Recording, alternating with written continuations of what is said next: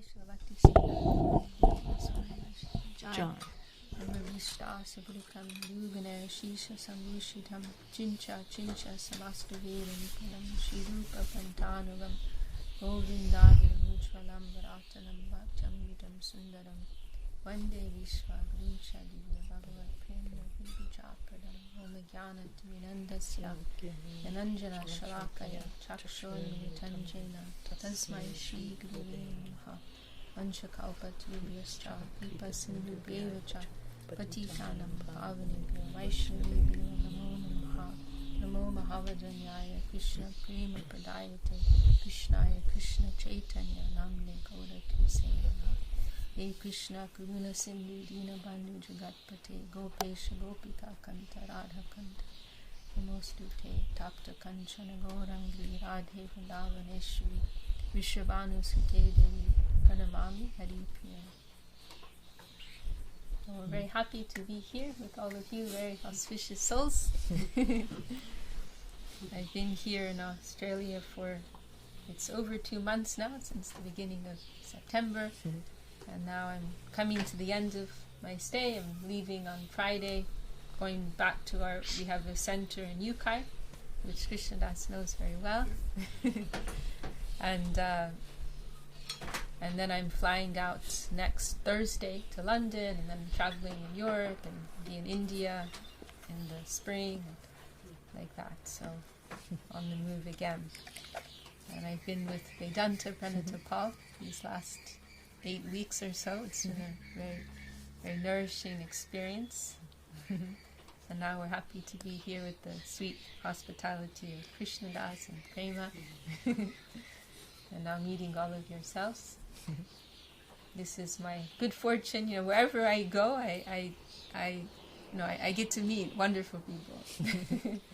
I live in something of a bubble, you could say. And I'm receiving so much, and on my side, I'm trying to give whatever little I can. What I received from my Gurudev. It was my good fortune to live in India for a number of years in our Gurudev's ashram in Bengal. And so during that time I had the opportunity to hear from our spiritual master, Srila Govinda Maharaj. And also there were many, experienced practitioners on the path who would regularly come to visit. It was like a hub. So everyone would be coming to see our Gurudev.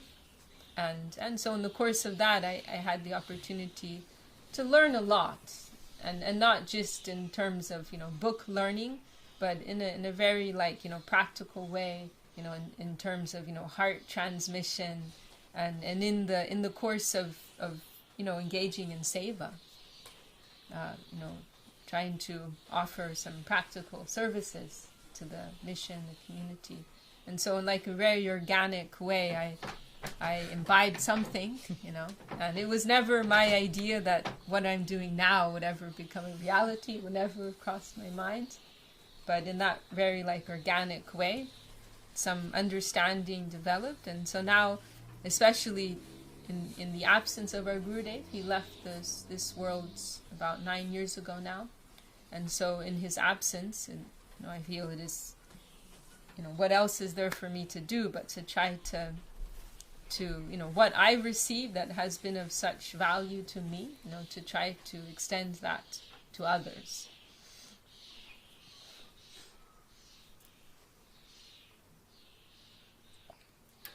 Actually, if we've received something of great value, the only normal response is to call other people and tell them about it. And that's part of what kirtan is about, actually. It's an expression of appreciation and wanting to share that with others. Srila Sridhar Maharaj actually speaks of kirtan as a kind of fight. Because in the sense that there's so much negativity within the environment. There's so much negative energy, negative conceptions which want to drag us all down. But when we go to express kirtan, it's like you're making some resistance to that negative flow, And so as a result of that, sometimes you may invite some reaction, because others aren't ready to hear that positive expression, that you're. So it takes some strong faith and some courage to engage in spiritual practice and kirtan in an environment that isn't necessarily supporting it so much. So anyhow, we're happy to be here with all of you who have such appreciation for this beautiful practice. And I was thinking to say something about Lord Chaitanya.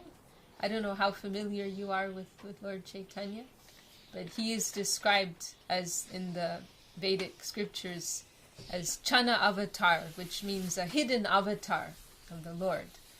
And hidden because we can understand in an indirect way that he is indicated to be an avatar of Lord Krishna.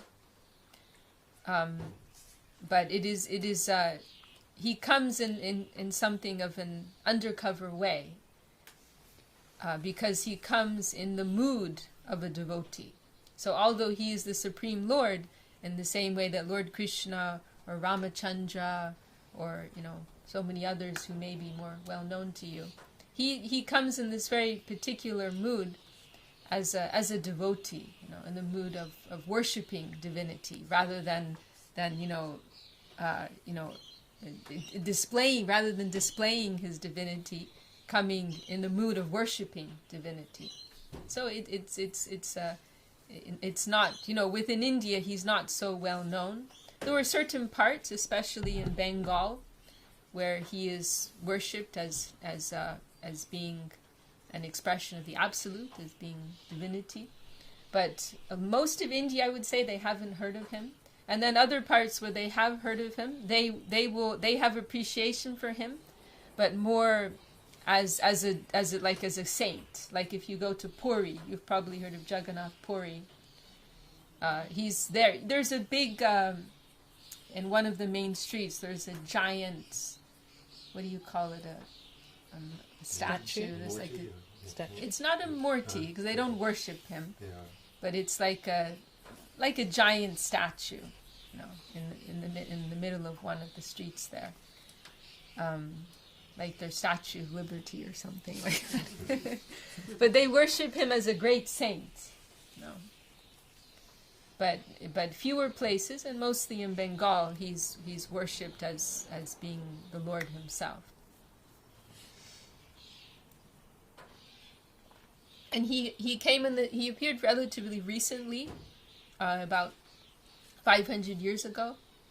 He's described as being the Yuga avatar, the avatar for this particular age of time.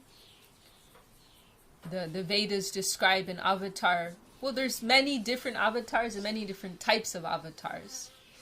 So one type of avatar, there's also Leela avatars who come to, an expression of the absolute, who comes to perform some type of play, some exchange with his devotees. And then there's also Yuga avatars, and that's a very specific avatar who comes in order to propagate the Yuga Dharma. What is the particular Dharma in a particular age? So, as you may be aware, the Vedas describe that the universe moves in a cycle of 4 different ages: Satya, Treta, Dwapar, and Kali. And so in each of these ages, there's a prescribed dharma which is the most suitable for the people at that particular time, according to their nature, according to the environment, the society. It's considered what is most appropriate for these persons, and then this particular dharma is recommended, promoted, and also is given some special. Of course, all spiritual practices are always powerful, potent, effective. But the particular Yuga Dharma, it is given some particular extra backing, extra potency is there. And so in each of the 4 ages, in order for this Yuga Dharma to be propagated, the Lord appears as the Yuga avatar for that age, the divinity coming to spread that particular Dharma in that particular age.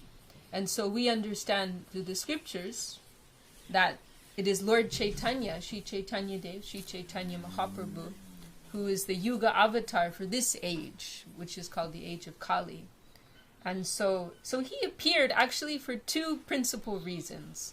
One was this like public duty of spreading the Dharma of this age, which is Kirtan. And then he also came with a private reason, his internal purpose, and that was to taste, to experience what it's like to have love for God. What it's like to be a devotee, what it's like to be in the position of giving, of dedicating, of serving, of sacrifice, rather than being in the position of receiving that. Because he observed that my devotees, my friends, and so on and so forth, my lovers, they're giving all their energy for me. They're trying to serve me, and I can see in their faces they're getting 1,000,000 times more satisfaction than I am. I'm receiving all of that. Having a good time. And of course, that's very nice for me to be the recipient of all this love and worship and service. But I'm seeing that they're getting a lot more than me. So I want to experience what it's like to be in that position. In Sanskrit, there are these terms ashai and vishai. Vishai mean different things in different contexts, but in this context, Vishai indicates the one who is the recipient of service, and the enjoyer. And the Ashai means the person who is offering that, who is rendering that, who is giving that. And so the Lord, Krishna, he thought to himself, my devotees, and in particular Radharani, his supreme female counterpart, the supreme divine feminine principle, Radharani, she's getting a lot more than me. So I want to take her position. I want to take her mood. I want to experience her heart, what it's like, to give that, And in a mundane way, people they may experience, I'm so beautiful, but I don't get to experience my beauty. People tell me what a wonderful personality I have and how happy they are in my company, but I don't get to experience myself. People may feel that sometimes in this world. So, we multiply that trillion times. Lord Krishna, he's described as being Akila Rasamrita Murti, which means the embodiment, the personification of all types of rasa. Are you comfortable?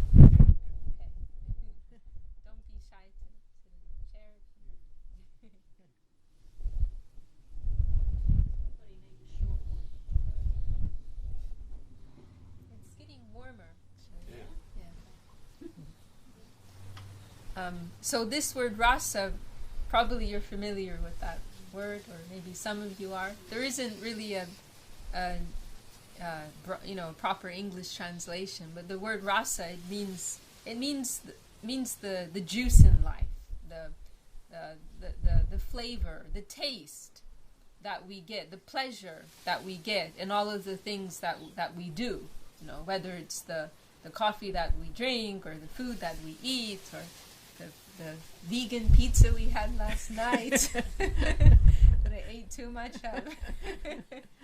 Or, when you're going to climb a mountain, you watch a sunrise or a sunset, or in the relationships that you have, a particular relationship with a mother, with a father, with a friend, a husband, a boyfriend, a wife, a lover, so on and so forth, your neighbor, your teacher, your children.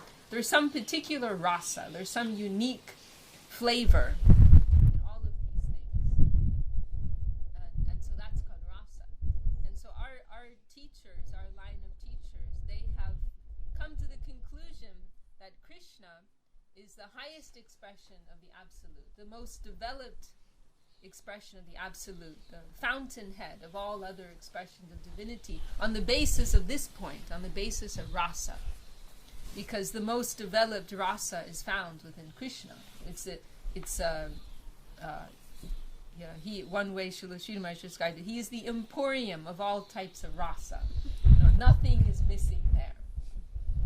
So if we take, by comparison, Lord Vishnu.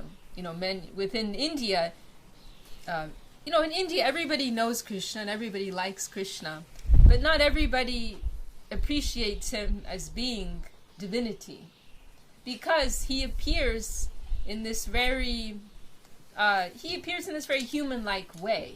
He's a teenage boy.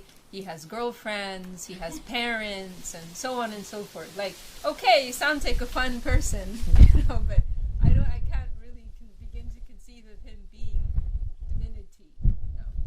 But Vishnu, on the other hand, Vishnu, he's got 4 arms. That's pretty impressive. He doesn't have parents. It's not like he's born. That's like a very ordinary human thing. He's just eternally existed. He's eternally present. He's the great almighty creator, maintainer, the all-powerful being. So yeah, I can accept Vishnu. No, that's not a problem. I can accept Vishnu as being the absolute. So this is kind of like the general approach that persons will take. But our line of teachers, they take a completely different approach, that they have established rasa to be the essence of life. Rasa is the most valuable thing, actually, in existence. Rasa is that thing which we are all seeking after. Rasa is that thing which motivates us in everything that we do.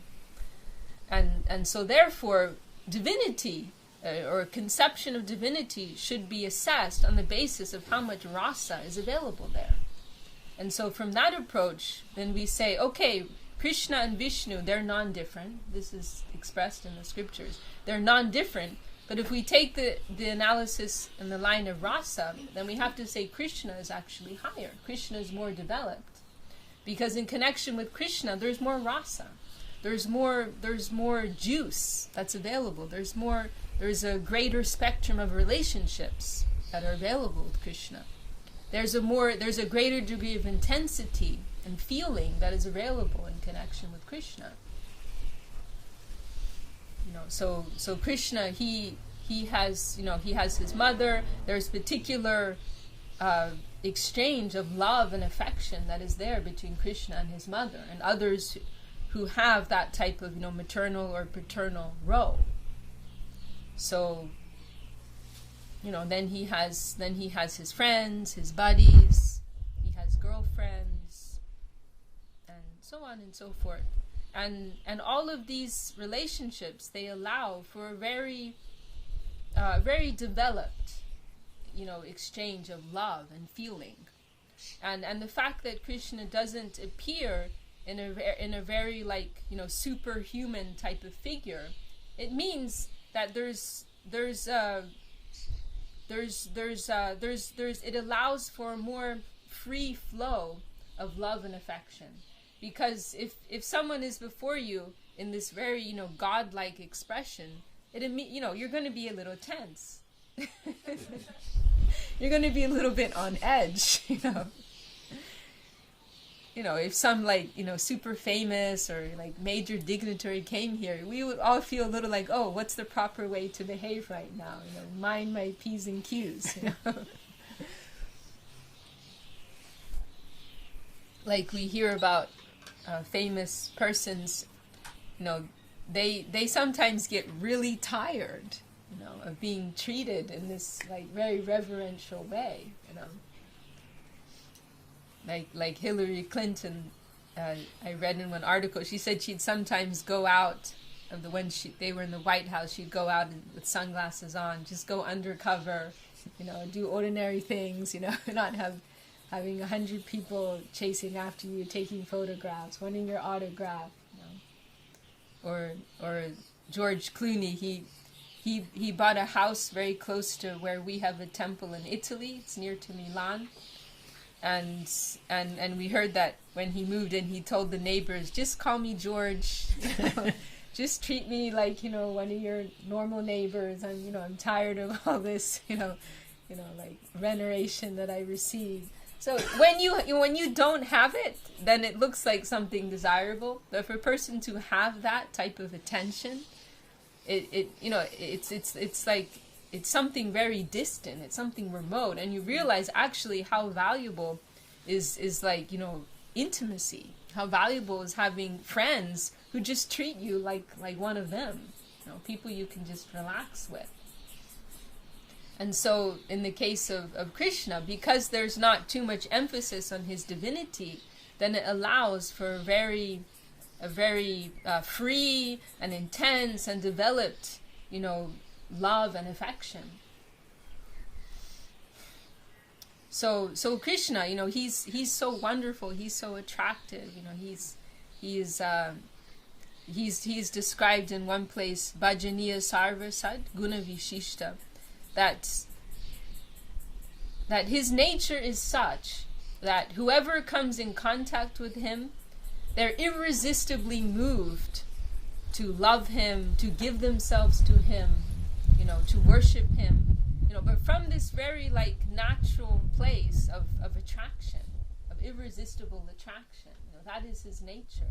It's not that there's some consciousness, oh, this is God, this is the absolute, this is divinity, but just this is an incredible person who's so beautiful and charming and loving and lovable, and I want to have a relationship.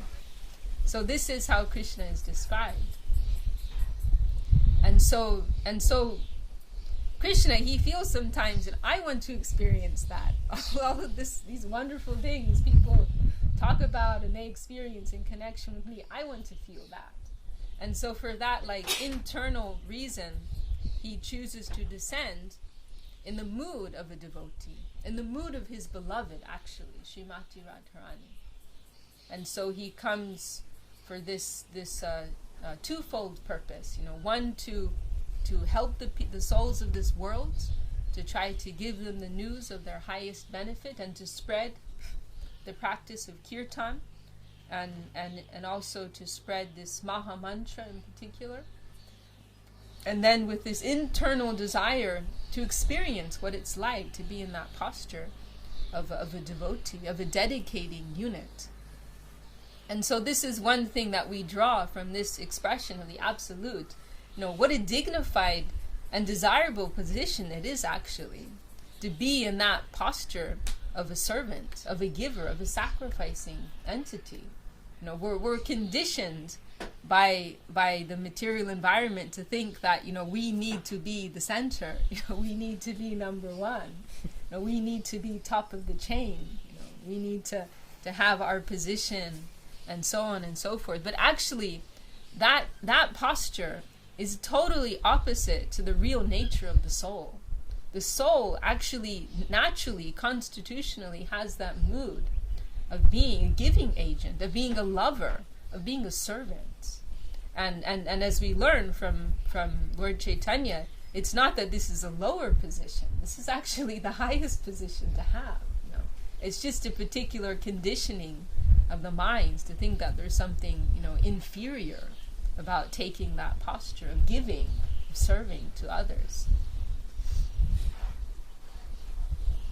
And so Lord Chaitanya, he came and he spread this good news, and he, in particular, he identified and announced prema to be the highest goal of life, to be the highest attainment. Prema, divine love for the Lord. Which is actually, if we're speaking specifically, it's actually something quite revolutionary. Because even within other Vaishnava traditions, it's considered that the goal is to have some attainment of some position with the Lord in the spiritual abode. What we could call in a general sense Vaikuntha, the spiritual domain, the positive, dynamic spiritual abode. It's like in the Christian conception. You be a good Christian, then you die and you go to heaven, and you get to be with God. So in the same way, generally in the Vaishnava traditions, we find that we'll try to serve God, serve Vishnu, serve Krishna, and then in our when we leave this body, leave this world, then in our next life we will go to the abode of the Lord, and we'll have some position there, some serving position there. But Lord Chaitanya actually rejected that. And not that one won't necessarily attain that, of course that is there, but in terms of what is actually being cultured in the heart, what is actually being cultivated, what is being considered the most desirable thing, Lord Chaitanya announced that to be only the desire to have pure love, to be situated in that particular consciousness of love for the Absolute. And by extension, all those who are connected with the Absolute. So it is really what we find in the teachings of Lord Chaitanya is the most just extremely pure, incomparably pure expression of love. Nothing else is being requested other than to be in this particular consciousness of love. Not any particular circumstance, no particular arrangements, nothing in any particular time, place, circumstance, but simply to live in this consciousness of divine love. And there's one prayer of Lord Chaitanya, Nadanam, Najanam, Nasundanam, Kavitamma Jagarisha Kamaye, Mama Janmani, Janmanishare, Bhavatad Bhakti or Haituki Tvai, where he's rejecting all the proposals of this world. Nadanam, that whatever wealth is available in this world, and I have no desire in that. No, Najanam, followers, popularity, position. I'm rejecting that. I have no desire in that. Nasundanam, whatever pleasure of the senses is available in this world, I'm also not interested in that. Kavitam, referring to moksha, liberation. I'm not even asking for liberation from this material entanglement. But Mama Janmani, Janmanishare, let me take birth again and again in the cycle of birth and death and experiencing all the duality of this plane. But my only desire, Bhavatad Bhakti or Haituki, that I may have pure, unmotivated, selfless love for you, my Lord. This is the prayer of Sri Chaitanya Mahaprabhu, most pure expression of love.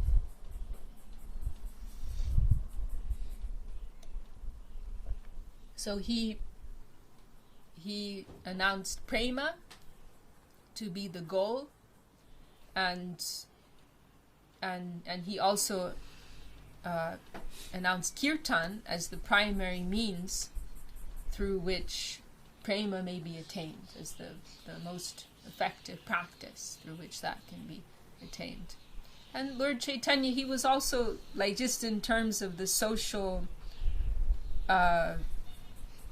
scene of India at that time, he was quite the social geography, or whatever you want to call it, of India at that time. He was quite revolutionary because he rejected the traditional varnashram system of India, the social system of India. And, normally these Vedic, these mantras that we're chanting, people like us wouldn't have access to these things. It would only be the Brahmins, in this particular, the elite section in this social system of India. They would have access to these, Sanskrit mantras in the Vedas. So what Lord Chaitanya did in his time was quite revolutionary. This Maha Mantra, it's a Vedic mantra. It wasn't that anybody and everyone had access to these. So Lord Chaitanya was quite revolutionary in that he spread this, all throughout. He traveled throughout India, and he would walk on the streets with his with a group and chanting this for all to hear. And he embraced, he presented this conclusion, that we are all spiritual souls, and so no one should be treated or judged on the basis of their worldly identity or social position.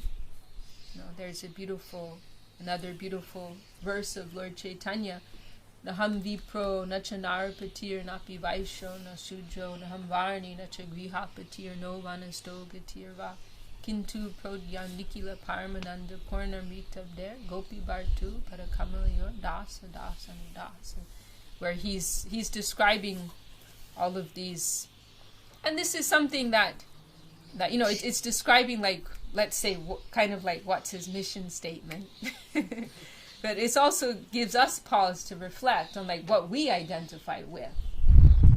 How much do we identify with all of the, relative, material designations that we impose on ourselves or others impose upon us. So in this verse, he's going through all the different positions within this Varnashram system of India, social system of India. And he's saying, I'm not that, I'm not that, I'm not that. I'm not a Brahmin, like the spiritual scholar section. I'm not a Kshatriya, warrior, ruling class. I'm not a householder, homekeeper, grihasta. I'm not a vanaprastha. I'm not a sannyasi, a renunciate. I'm not a vanaprastha.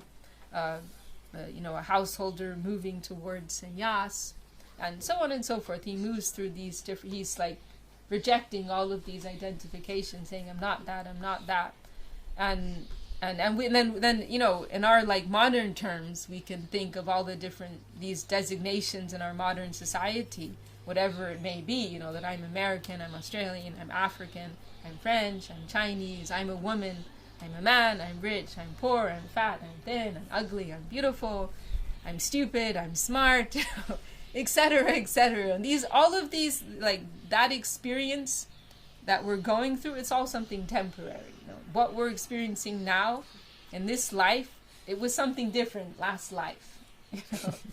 So not that we completely, deny any significance to that, but we want to keep it in perspective, and understand, like, this is a particular, I'm a spiritual being going through a human experience. This is a particular experience I'm going through right now, and I have to harmonize it to whatever degree it may be. But I also need to remember, who I am intrinsically, that I'm a spiritual being, and I need to connect with that spiritual identity. And while I have to keep harmony with my material environment, I also need to give attention to that spiritual journey that I need to be on. So Lord Chaitanya, in this verse, he's listing, all of these designations, saying, I'm not that, I'm not that. And then saying at the end that I only identify as being the servant of that beautiful Lord, Sri Krishna. That is my eternal spiritual identity.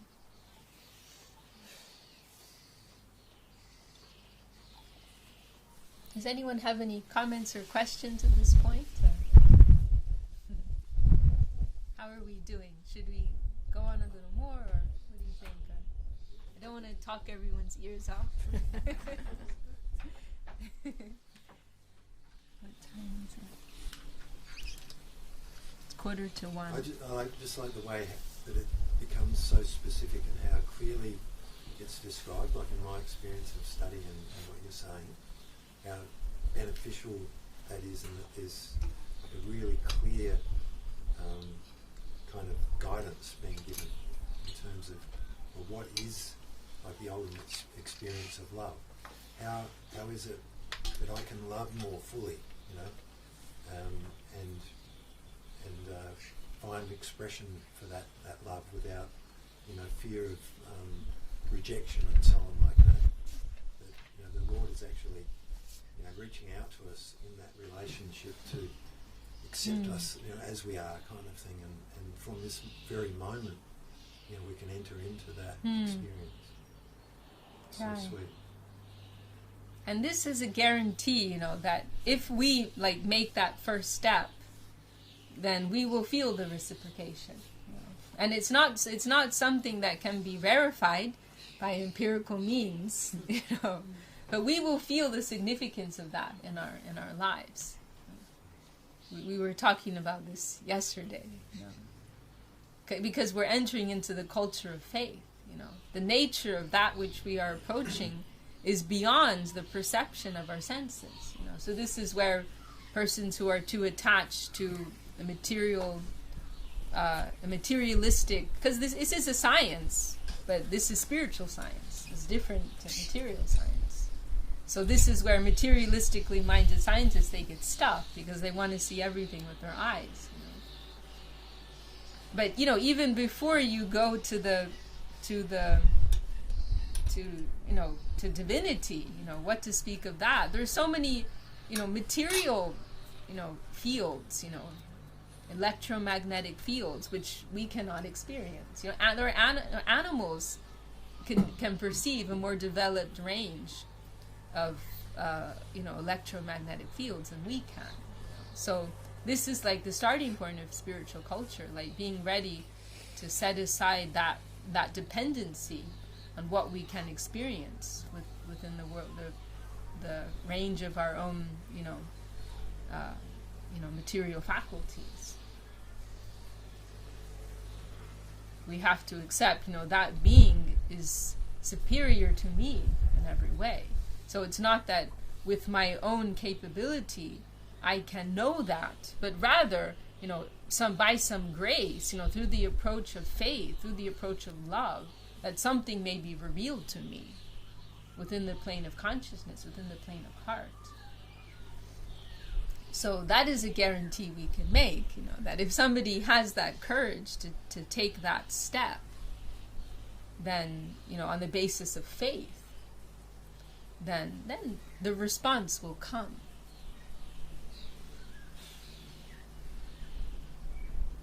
I was just reading one very beautiful article by our grandfather, Guru Srila Maharaj, and he gave this wonderful definition of the Sanskrit word for Shraddha, which means faith, as hope. And he said, Shraddha means good hope in the infinite. Good hope in the infinite. He was mentioning one famous Portuguese explorer. When he was approaching Africa, he came across what's called the Cape of Good Hope.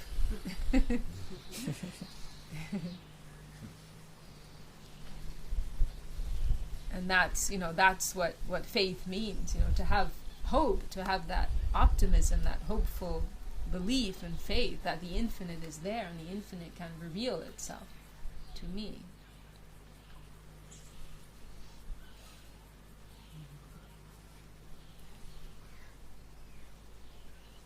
The other thing that strikes me at the moment is this idea that the infinite will reveal itself to the finite, rather than through our efforts as being finite, that we can approach the infinite somehow. That it's only kind of at a point where when the infinite decides to reveal himself, then it happens.